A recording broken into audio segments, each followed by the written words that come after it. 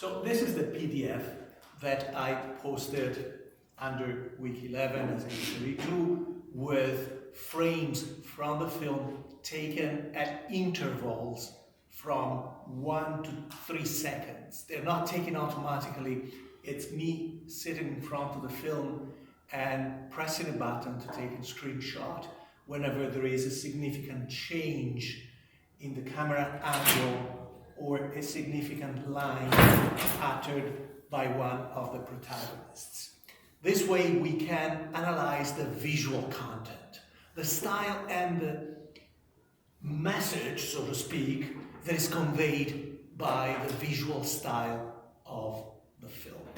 Keep in mind that in one of the drafts of the screenplay that I posted online and that is available publicly at Script Slug, which is a great website if you like screenplays.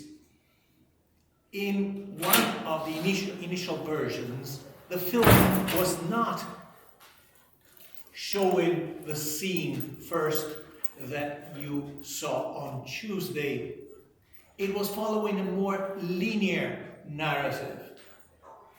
It was showing the discussion between Tommy and Billy Batts that will happen later in the film that leads to Tommy brutally beating up Billy Batts to the point where they all believe, Jimmy and Harry as well, that Billy Batts is dead, and they put it in the car and they go bury the corpse, right? So this kind of linear approach to the scene made it clearer from the point of view of the story, but definitely less engaging. By removing the premise, by throwing you in the middle of the story without knowing what's in the trunk, where they're going, what's their goal and mission, you enter the experience of the film in a purely cinematic way, that is to say, by asking yourself questions. Your eyes are entertained by the visual, your mind is racing, trying to understand what is going on, and when you hear the thumps, the thumping, you're as surprised as the characters, more importantly, by not knowing about the development of the full episode from cause to effect. You are participating in the extra narrative elements, the colors, the darkness, the mood of the characters. So let's examine those elements. After the credits, you have the official statement, right? And, you know, Hollywood will resort to either inspired by a true story, if there is more fiction, or based on a true story, if there are fewer fictional elements. But then keep in mind that Wise Guy, the book itself, is the product of a journalist, Nicholas Pileggi, collecting the memories, the declarations, the statements by this guy who's not under oath while talking to the journalist, who's telling his own story as he wants to, and Pileggi didn't really go and fact check every statement. So you know that this is a film based on the story told by a criminal to a journalist, right? So storytelling is embedded in the story rather than the facts. The facts are more distant. So right at the beginning of the film, you see a dark scene, a road and a car, and I didn't capture the frame right before this, but you can see from the trajectory of the car that the car is swerving a little bit. In the previous frame, but it's a matter of less than a second, you see the car closer to the center of the road, and then it's moving. So even from the beginning, you feel that something is amiss, that there is something wrong, even by the way the car is being driven. And you find the first in a long series of scenes that happen at night, either in the natural darkness or in the darkness of some place, which can be a bar, a nightclub, etc., because these are nocturnal animals, these criminals, and because there is a long-standing association, a mythical and classical association between darkness and evil. So the car is moving somewhat erratically, and we see it from the outside, but the amount of light is so limited, and in this film usually they make a parsimonious use of lighting. They don't add a lot of lights as other modern movies tend to do. So we don't even see who's in the car. We have the time, right? So we know that this will be a story that moves back to the past and moves back and forth in time. And then, right away, very rapidly, keep in mind every frame I took here is no more than 3 seconds from the previous one, you see the characters in the car. And again, what is the visual of this frame telling us about the mood of the people in the car? I guess like kind of like dark right now, or kind of, they're also silent, so I remember like watching the scene. They're silent. So that in itself means that they're not particularly relaxed, or that they're not there to enjoy the moment. What else? That's an interesting observation. What else can you tell me about their posture, their faces, etc.? Lisa.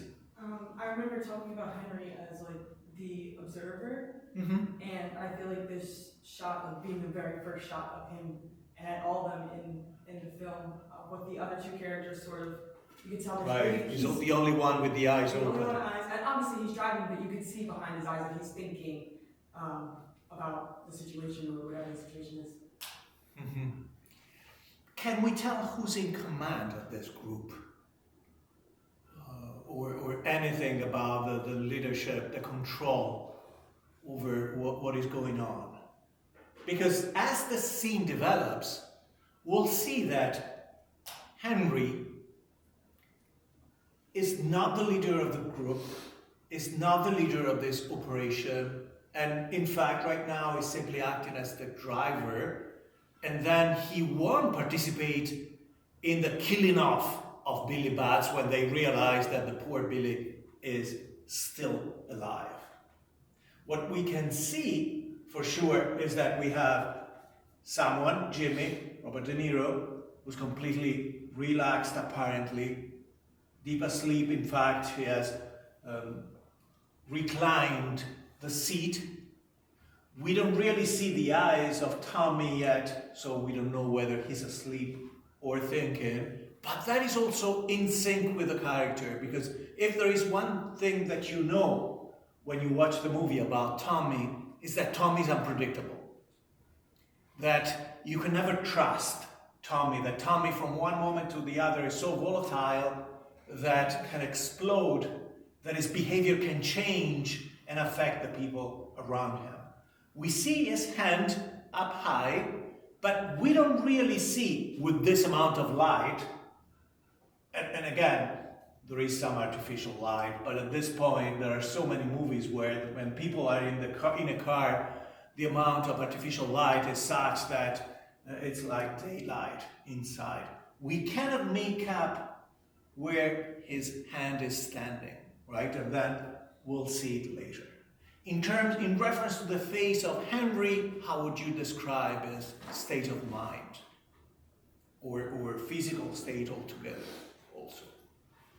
How do you read this frame in reference to the character of the protagonist? Is he relaxed? Is he nervous, tense, tired? How would you say? Yeah. Maybe, I can't really see a little bit from over here, but maybe like tense, maybe a little tired, but also, I guess. A little tired, definitely. squinting his eyes to see. His mouth is also in its shortest configuration, right? There is some tension. And then keep in mind that in this frame, there is room for the view from the rear glass, and even though it's night on a secondary road, there are other cars, right? And this will become a factor, right? Because they're somewhat exposed. They're in a semi-public place, as the road can be at night, with a corpse. So later we find out they're in a situation of risk or danger, right? So let's move on to the next frame. Now we start hearing faintly the thumping, right? The noise of poor Billy knocking on the trunk of the car to signal that he's alive.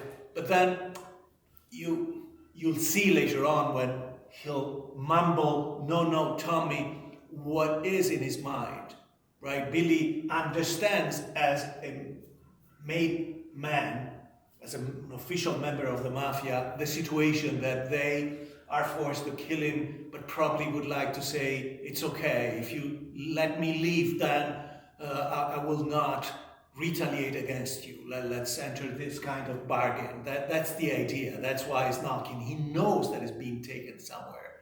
And he knows how these things go, right? Because these mafiosi see other people going through these incidents, right? And they try to think quickly about a solution that might guarantee their survival. So we see Henry moving his head forward, right? Because he's trying to activate his own thinking. He's trying to think about this. It's not quasi-relaxed on the back of the seat. And then, of course, he'll move towards the others. You see him moving forward, right? And turning to alert the others that there is something going on that he cannot understand. But again, the very fact that he's asking confirms that he's not in a position of leadership.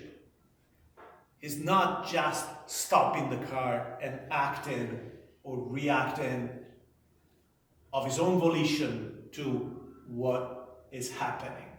Turns completely towards Tommy, right? Because we know from later in the film that Jimmy is the leader, but at the same time, you need to respect the leadership in this organization. So before you bother him, he goes to the guy at the same level he is, Tommy. And you start to see a little more what Tommy is holding, right?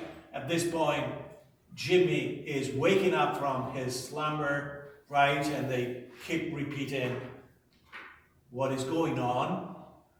And then he's looking outside because, of course, if there is a flood, they need to get out the road. But he's also looking at the rear view mirror, assessing who's there, right? Because they need to hide their activity. And then these are the headlights of another car coming from the opposite direction, but it could be artificial lights, right? It's very strong. And now you can see very well that Tommy is holding a shovel. Notice that at this point there is a physical reaction from Jimmy, whereas Tommy has a kind of stoic expression, right? Neutral. Is not moved by that, pondering or refusing to consider the possibility that Billy Bat is doing that, right? So they come to the decision of stopping, and you can see the concern, right? You see that of the three, the one who's most worried is Henry. So two things will indirectly emerge from the scene. One, that Henry is not a primary in committing this crime. He's there to help, and he's there to observe. And therefore, he can tell you that this happened because he was there. And you can believe it, that this was a real episode. And you can also tell that of the three guys, he's slightly more sensitive. Right? He's more sensitive either to the concerns or to the eventual consequences, right? He might foresee what is about to happen. Because of the way the pace of the movie influences the editing and vice versa, the way the editing aims at achieving a quick pace right away from the inside of the film of the car, within 1 or 2 seconds you move to they are stopped. You have to imagine that they've taken a secondary road and they're in a secluded, isolated place where people from the street cannot see them. But all of this is cut, right? It's left up to you to imagine all those things. And what's important here is the contrast between darkness and the connection between darkness and evil, and the exaggerated reflections of red from the backlights of the car onto the characters. And of course, you know that red is blood, red is bloody crime, right? And among the things that have changed without the need for the film to fill in all the details is that now the shovel is being held by Jimmy, right? And we know that in the car it was Tommy. So we know that Tommy has a different role at this point, right? And this is the preparation to the fact that it's up to Tommy to finish the guy and the others are there to help, apparently, just help bury the corpse. And the only one who with visible hands and apparently harmless is, in fact, Henry. Okay? So we move on, and the editing within a second or two shows us what they're looking at. And we know what they're looking at, right? The car was already here. But at this point, it's a car with something inside. An animal, a human, right? You hear the noises coming from the trunk. They're all looking at it, so you're expecting the revelation. What is inside? But at the same time, you see, sorry, I should have indicated this. You see that they're keeping at a distance, right? They're keeping at a safe distance from the car. So there is a sense of danger. They look at each other, right? Especially Jimmy and Harry. Tommy is already on a mission, and you know that he's about to pull out this big knife he got from his mother. So concentration, focus on the face of Tommy, concern or attention, right? They're also trying to coordinate their actions for the other two characters, and this exaggerated red reflection on their eyes that led me to the paradoxical suggestion it's like the life of vampires, right? More of this, but focusing on those characters that will actually become murderers in the following frames, excluding Henry, who's just there to participate. He's an accomplice to murder, right? He would be guilty in the face of the law, but morally he's not there to do that.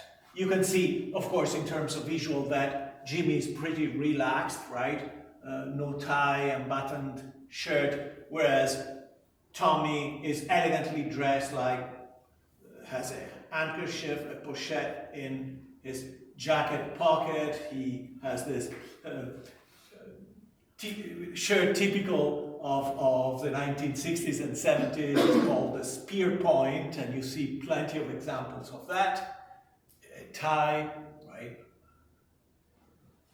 And now you see, through a series of frames, you see the characters ready to sprint into action. Now the knife is out, so you know that there's going to be a bloody murder, a bloody act committed by Tommy, whereas Henry is looking at his hands because he has to open the trunk, right?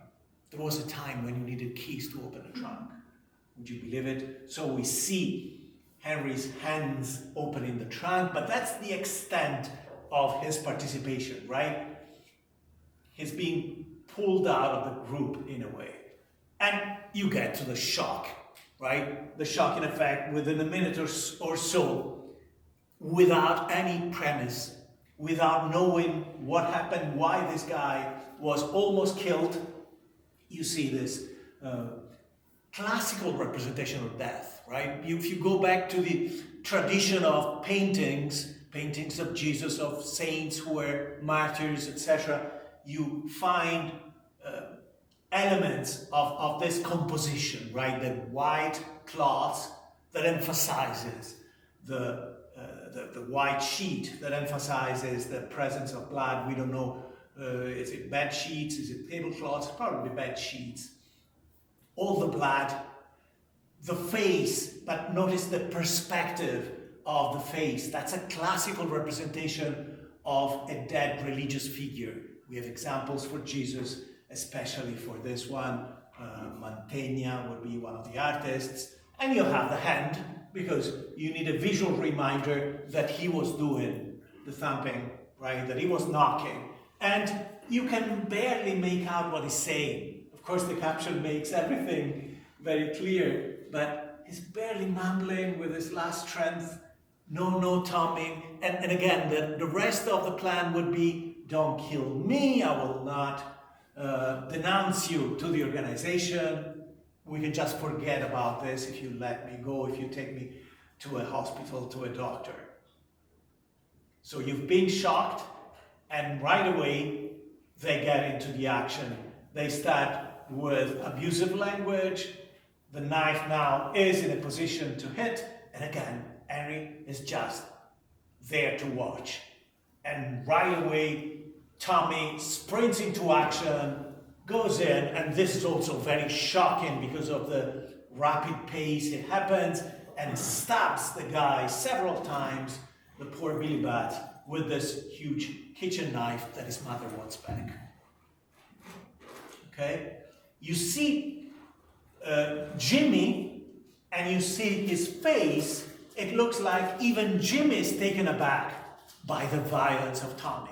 Right? Tommy is the Luca Brasi of the situation, somebody who's so good at killing people and being violent that even other violent criminals are afraid of him. And again, a lot of darkness and a lot of red reflections on the face that continues through this. Now Tommy has pulled back, still holding the knife, to see if Billy Bat is finally dead. And you see that Henry is in the back, right? Farther back from the scene, observing, but also at a safe distance. He doesn't want to get involved. And you see he's trying to, this is not really concerned. He's trying to understand by squinting his eyes in the darkness whether Billy Bats is dead. Is he moving, or is he finally dead? And right after that, you don't even see the body of Jimmy, you just see the gun of Jimmy, held by Jimmy, shooting several bullets into the body of Billy, just to make sure he's finally dead. And here too, you have a lot of red that is the color of blood, and you go back to tradition, right, with films from the 1930s and 40s showing you a gun being pointed at someone at the very beginning of the film to let you know what kind of film it is. But notice the change in color, right, and light. Notice the shade of white at this point, the color of the blood, which is naturalistic, right? And now you have an explosion of light. And this blood now becomes what? What is the shade of red reminiscent of? Where have you seen in the previous frames this red? is more similar to the red they had on their face. Now the connection is clearer because blood is darker than the reflection of red they had on their face, but this, by changing the amount of light, you get back to the red they had on their face, right? They are bloody criminals. You see now the reaction of Henry, but it's like someone who might be horrified of this, but is holding back. Because in the company of his accomplices, he cannot reveal what his true reaction might be, and as a helper, he just proceeds to close the trunk, and this is a rapid series of frames, while you have a narrative that is out of sync with the scene, which is something the movie does a lot, because it starts saying right now, closing the trunk on the bloody body of Billy. As far back as I can remember, I wanted to be a wise guy. Right? I always wanted to be a gangster. But you know that there is disappointment in this, right? That probably when he imagined being a gangster, he didn't have this brutal, gruesome scene in mind. And disappointment is one of the themes in the film. Because if you think about it, the reason why he's always hustling is that there is never a moment when he can relax and enjoy the fruit of his crimes.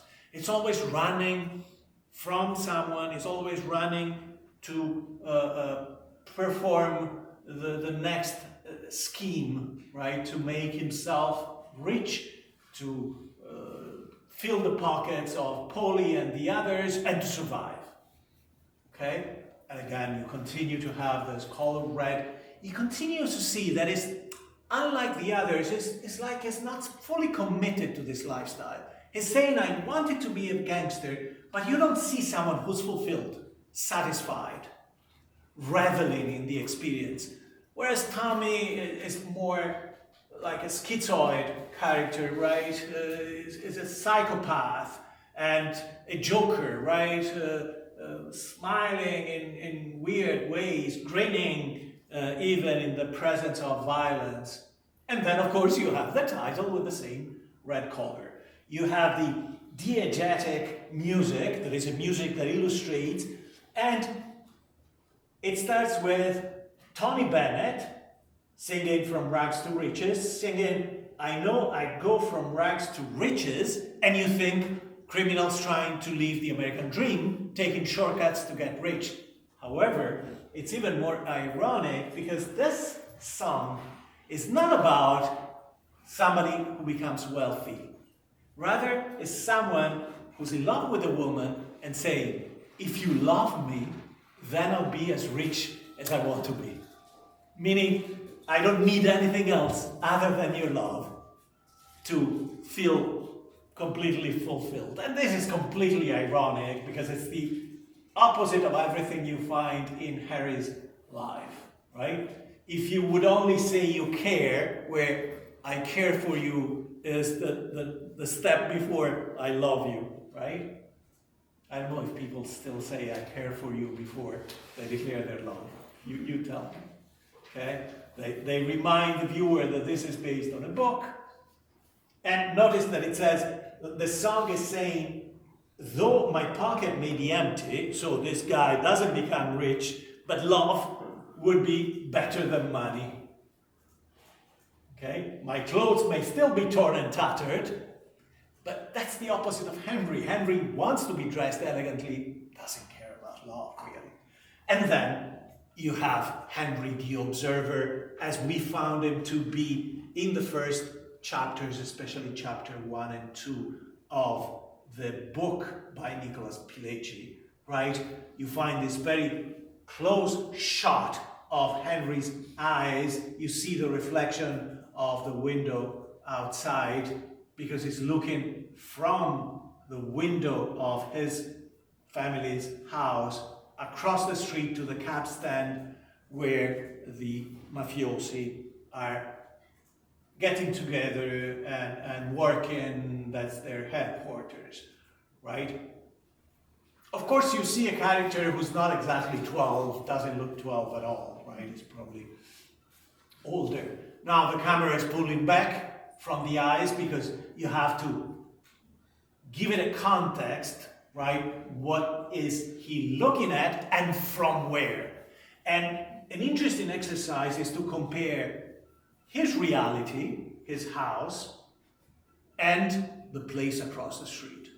And what kind of sense of community and relationships you find in those two places to visually manifest, express the reasons why somebody like him at his age would feel tempted to walk on the other side. Walking on the other side is, of course, a metaphor for falling to the temptation, getting to the side of evil. Camera pulling back again, now you see more of his face, and the voice is repeating one of the quotes that I showed practically almost verbatim, that being a wise guy was better than being a president of the United States because it meant power, freedom, perks, right? Now, rapidly, first it was a series of movements of the camera zooming out, and then through the editing, we jump, as the editing does many times, to the outside, so that you can see the silhouette of Henry watching outside the window, and the whole of his house, because his house is really 3 rooms. So you can consider that this is not a rich house, not a big one, right? You know that there's a basement apartment, etc. You know that the quality of the building, right, it's a bit ragged in a crowded neighborhood, etc. And then the camera from here will both zoom out and tilt, panning to the right to show you the next house, but really the camera is doing this movement following somebody who's a random guy, is not a relevant character, but the important thing is that you see this guy crossing the street, which is the visual representation of the mind of Henry himself. That's what he's pondering. Should I walk across the street and finally go to this place of desire? And we'll have to determine what drives this consideration, this plan, right? Same guy, and again, the camera is moving both in terms of zooming out and tilting to show the house here, and then crossing the street and the windows of the cab stand. You see already that there is movement, that there is activity. Cars coming and going with their drivers and other guys. And now we start seeing the place of the cabs, right? The place of Polly and his brother. And this is when you hear the voice of Henry uttering the line, "It was there that I knew that I belonged." So he's at home, but his own ideal home is across the street. So have a look while we're moving to the frames at what you see in the ideal, in the place that Henry would like to call home. And you start to see, of course, a lot of men, right? Again, the camera is moving more and more towards the shop. You see people that are gathering, that are happy to see each other, that are hugging, and keep this in mind when you compare this kind of language, body language to the house and the family of Henry. Right? And of course, the chairs themselves tell you a story of hospitality and openness. Right? You don't even have to go inside to sit with these guys. You see in a traditional shot, Henry feeling caged in his own situation, right? Whenever you have obstacles, they don't have to be bars. In this case, they're just Venetian blinds, but visually they convey this idea of he feeling caged in this situation. It's not a unique shot. It was very popular, especially in the 1960s and 70s. I could suggest Bonnie and Clyde, for example, with a beautiful initial scene with Faye Dunaway, Bonnie, being shot through the bars of her bed, the footstand of her bed, right? With the same effect of her feeling caged in her life before she flees her house to go with this criminal, this bandit, the mythical Clyde, right?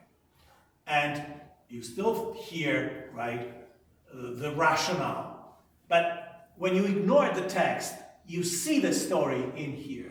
You see that he's unhappy, that he feels the sense of imprisonment, right? And you have the camera moving back towards him to convey that even more.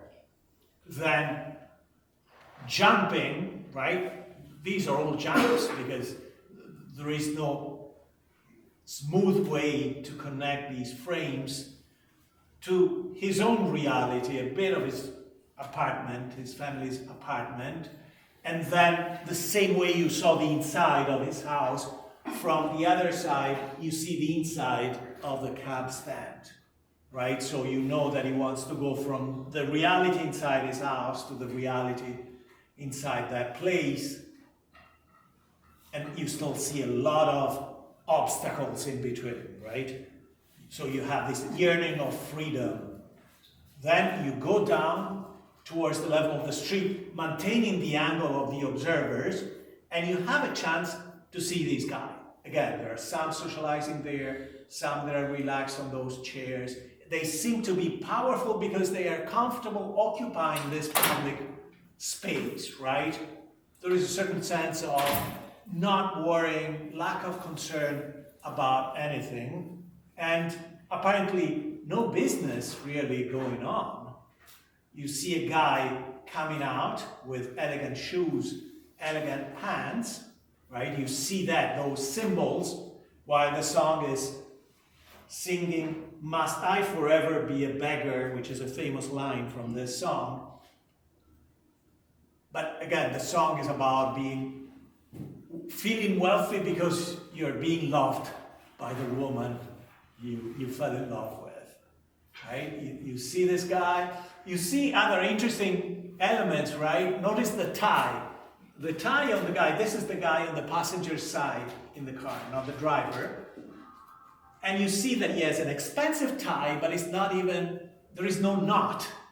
It's just, there is a partial knot. It's just folded, and the two ends of the ties are inside the pants. So this is someone who has bought an elegant suit, but doesn't bother to be formal unless it's necessary. And on the other side, and you see the guy, and on the other side, you see a more properly dressed, same style, right? This Pierpoint shirt, an elegant, expensive tie, right? The sleek air with jelly, right?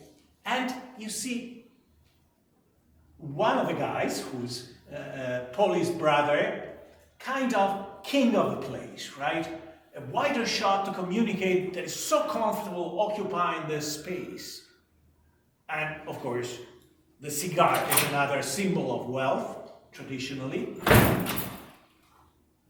right? And you see them socializing, joking, playing with each other in ways that a teenage can think of whenever imagining social relations, right? And they joke, right? They use some Italian, slightly vulgar terms, right? And there is some physical joking as well, and they seem to be enjoying this, but then because disappointment is one of the themes of the film, and enjoyment, relaxation are always limited, even this moment of camaraderie and joy is then interrupted by the arrival of Polly. right? Paulie is there to, just with his presence, break this and scold those who participated in this rowdy moment just by showing up. Doesn't have to say anything, right? Because the moment he shows up, people get scared and they're afraid of doing the wrong thing, right? So, and imagine a comparison between Vito and Paulie. They're similar in some ways. They both exude a certain, what Puzo calls quiet force, but they're also different, and at different levels. Paulie is not as high as Don Vito would be, right? And the narrative, the voiceover tells you about him, and then the guys are worried about the consequences, right? So anxiety is part of the story. Yes, you can relax a moment, but then you always have to worry about your position in the organization and the consequences of whatever you do, because control is in fact limited. Because unlike The Godfather, who's a very simplified, which offers a very simplified representation of organized crime, in here you have something closer to reality. You don't have to worry just about non-compliance, disobeying orders, not executing the orders correctly. In the life of actual criminals, you have to worry even about the mood of your boss, right? If your boss gets offended because you said something, you did something, you never know what the consequences might be then and there or in the long term. So you live a life of constant anxiety.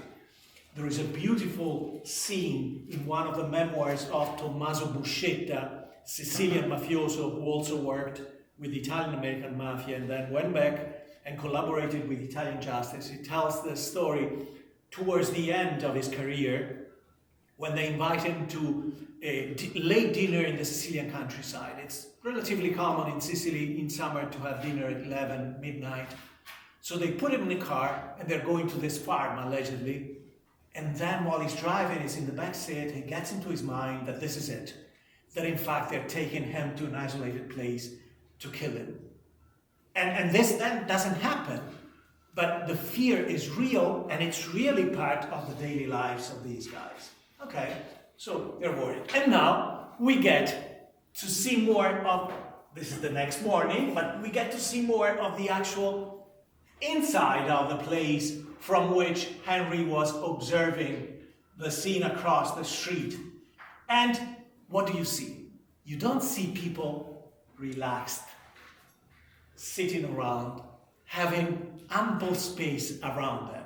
You see a crowded space, the crowded reality of a small apartment, crowded with people, crowded with stuff, right? Clothes, etc. Even the carpets give that impression. And this sense of urgency, right?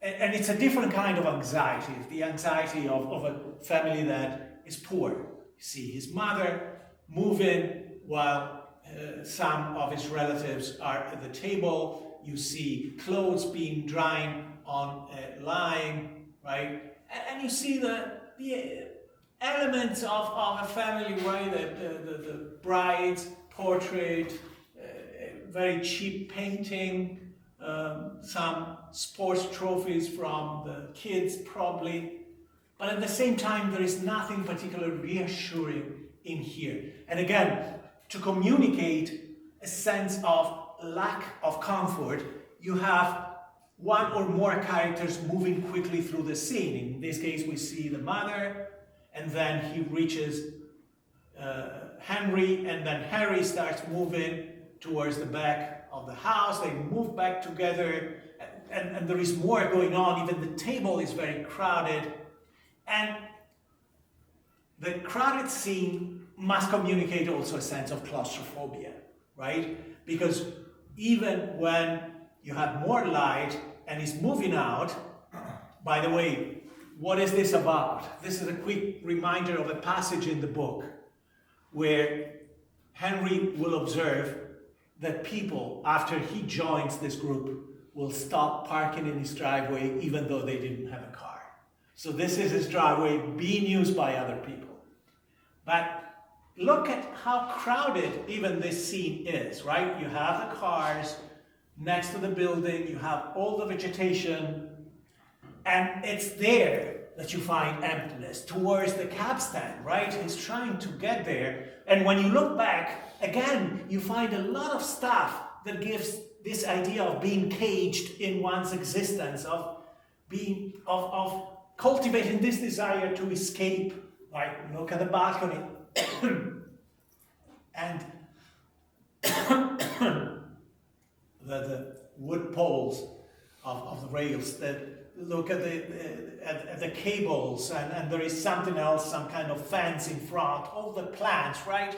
You see that this conveys the idea of lack of freedom. And through the next shot, because again, you have all the vegetation, you have all the cars, and finally, little by little, you see that even the neighborhood is a very constrictive place, right? And you see Henry still being in a frame full of stuff, but little by little he's getting in a different mood, and now you see him running through an empty space, trying to gain freedom, right? He cannot go towards the outside world of his neighborhood and the school. It's like Pinocchio, right? You know, have you read Pinocchio? At the beginning of the story, Pinocchio, after being made by his father Geppetto, gets his books and is supposed to go to school, and of course he doesn't. He disappears for one of his escapades, right? And now you see him happy, and you see him in the same position of Hade before, the brother of Polly, being kind of center, occupying a central role, a central position in this space. And you see this naivete in him that will be frustrated, because compare this face with the white face of Henry the Addict in the final sequence of the film, right? Who's worried about doing a million things, but also surviving. And now, instead of chaos, you see him in a car doing something precise, but the car itself is very neat, has a lot of buttons, etc., but it's an organized space compared to everything else you've seen so far. And the car, from this jumping to this angle, the car conveys a sensation of power, wealth, but also power, right? He's in control. You don't even see him because such a small guy, and then this will be repeated, confirmed by the narrative, but he's there, he's in control, and he's alone. It doesn't have anyone to tell him what to do, and in fact you start seeing other people through the metal fence who are teenagers admiring him for the freedom, power, and luxury associated with his roles, right? And you see that even more clearly in here. These are the people who cannot escape, who don't have the guts to escape their lives, and he has access to these cars, he can move around, and again, you have all the empty space in the middle to communicate this sense of freedom, and then quickly, of course, things will move through a series of criminal activities, right? Moving very quickly, look how quickly this happens. It's a game of numbers while they're, right, he's writing the bets for the game of numbers, a mafia lottery, while they're organizing stolen clothes, right? And he has to run errands, but now he's always on the move. We go back to his house, and again, it's a place that is very claustrophobic, right? Well, he's cornered by his father, right? You see that he cannot escape, and then it gets worse, right? Because he'll be on the floor being belted by his father, right? And his father towering over him to reinforce the idea that now the house feels even more claustrophobic. And from there we'll move to the scene with the mailman, the poor mailman being kidnapped. But even this happens very rapidly. If you consider these are frames 1 to 3 seconds apart, look how quickly the scene develops. They go find the mailman, identify the right one outside the mail office. They go grab the poor guy, shove him in the car, take him to the pizzeria owned by Polly, and try to shove it into the oven, which is not in the book. In this situation, it's another situation at some point in a restaurant where Henry is officially an employee. The chef complains about Henry and Lenny being late. Lenny is Polly's son. And they take the chef and they try to put him in an oven that is 450 degrees. And as soon as they let the poor guy go, he runs, never to be seen again, of course, in that place. So they transferred that detail in here with the pizza oven. And notice, compared to the scene with his father, notice they put the character central, and he'll be able to just observe the scene, joined in this by Polly, right? While they're manhandling, threatening the poor mailman, Polly comes in, and you have two guys that are equally powerful. Like, notice the similarities in their face. They have the same kind of downward smile, right? They're both observing from a position of power. The situation is not risky or dangerous. You even have the little kid, which is a nice addition. And the rest of the scene, you hear the commotion because they're still beating up and threatening the mailman, but the camera stays on them because it's about them, right?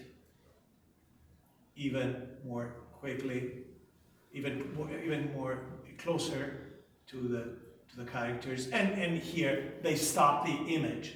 And I'll just jump quickly to the rest of the scene, still moving very quickly from place to place for a simple phone call, right? Look how quickly they move, always on the run. And even the barbecue, through the movement of the camera and the editing, is not a relaxing scene.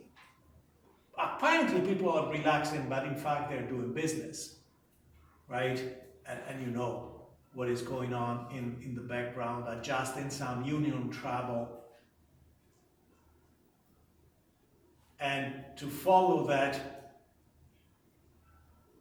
you have the idea that this is the guy you have to keep quiet and satisfied.